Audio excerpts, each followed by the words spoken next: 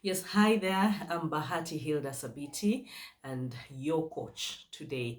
Thank you so much for joining me on this journey. It's a huge journey, but one I know for sure is going to be life changing for you and then for the people that you're going to encounter in your life.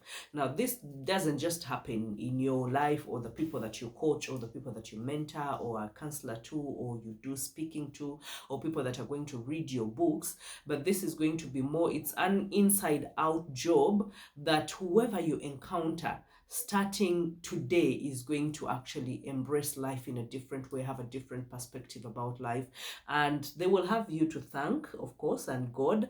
But I'm so glad that we are doing this together.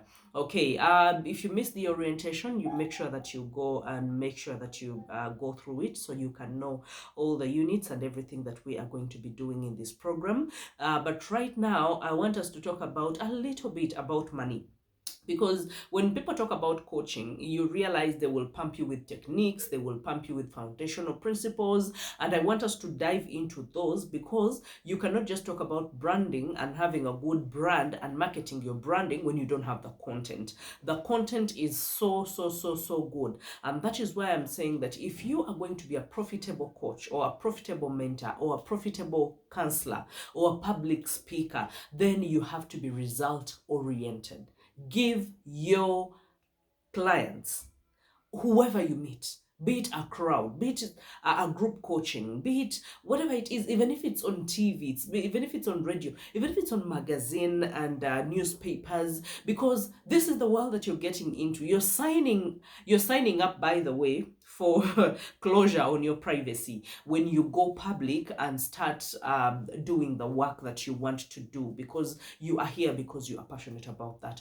Give your clients results, because this is about moving a client from point A to point B. This is about self-awareness. This is about them getting to have many options to draw. And in coaching, we say that our clients actually have answers to their own needs. What we do is facilitate the process. Now, if you're a consultant, that means that you're an expert. Still, you're getting someone from point A to point B. If you're a mentor, your story, the story that you share, should be able to shift the mindset, shift the beliefs, shift the norms, because these are the things that are hindering people. People are self-sabotaging because of the perspectives, the beliefs, and things that have been ingrained in their brains. So give them results. Let them say, because I usually get these messages and I feel so good whenever I see the testimonials and people saying, you know what, I changed because of this. I got out of a bad relationship because of this. My marriage is working because I did what you told me. I get goosebumps. I get happy. That is the satisfaction, the best satisfaction you can get in this industry, not the money. Getting your clients results. And when you get your client results, you realize they're going to come back for more. You realize they're going to refer more, because when I began this, so many years ago, 8 years ago, I was on TV, I was on radio, and some people didn't know me, some people knew me, but there's something that is so surprising that my husband actually shared with me and told me that, don't you see on TV right now? You're going to see these results after years. And indeed, after some people call me now and tell me, I watched you on NTV. And I'm like, no, I'm no longer on NTV. I'm actually on a totally different station and doing my personal businesses. But they watched you, you gave them results, and now they're coming back for more and they're referring other people. Okay, so if you want to be a very profitable counselor or coach or public speaker, then you're going to have to narrow down what you do. You can't be a jack of all trades. You can't say, I know it all. Wherever, financial management, I am there. Business, I am there. Relationship, yeah, I am there.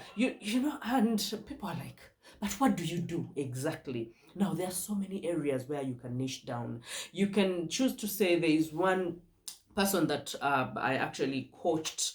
They wanted to become a coach themselves, and this person was very far in Somalia, and they told me the problem here with the women, because I told her, what problems do you want to solve to people? To your clients, what problems do you want to solve?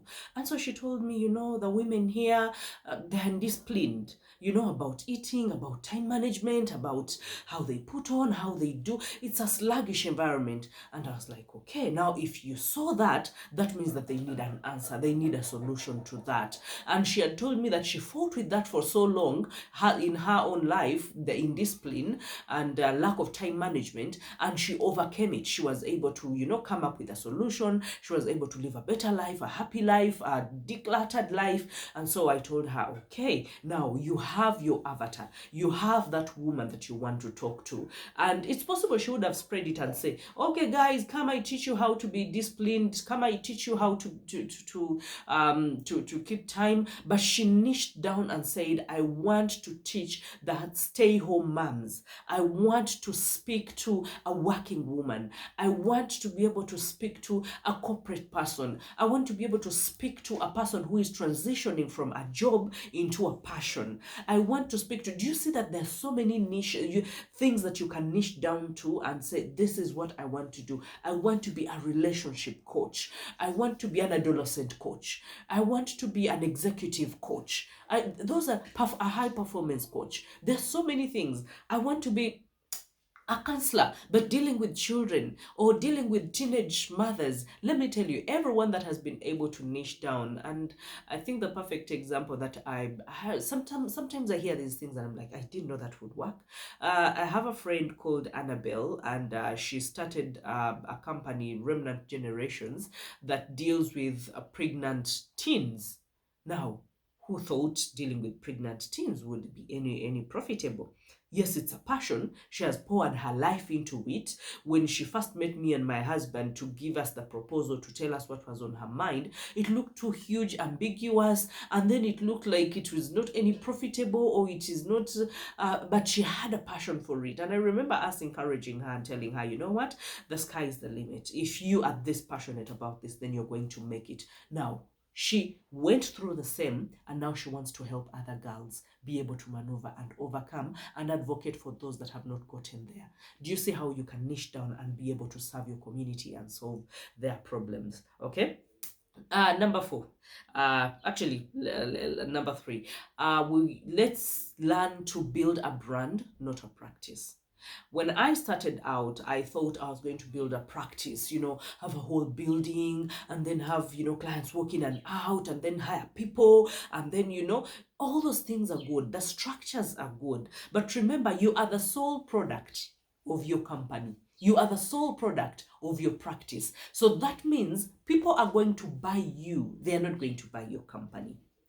Now, when you build your brand, you realize that people are going to come back for more. They will want to liaise with you, to work with you. Why? Because you have amassed the knowledge. You have learned the things that we are going to talk about, the personal branding. You have learned the marketing. You have learned the business side. You have learned the writing. You have learned all those things. You are equipping yourself to be a brand that is not just perfect, because there's no perfect brand, but a brand that seeks to self-develop and to grow every now and then. That is why learning for us in this field, you're like a teacher. You learn every day. So build a brand, and we will talk more about that. We'll dive deep into that and just learn how to build a brand. Okay, and then make sure that you focus more on so many other areas, not just a one-on-one. Because when you start counseling, you're like, I'm going to sit with this person, then we're going to exchange, build rapport, the pleasantries,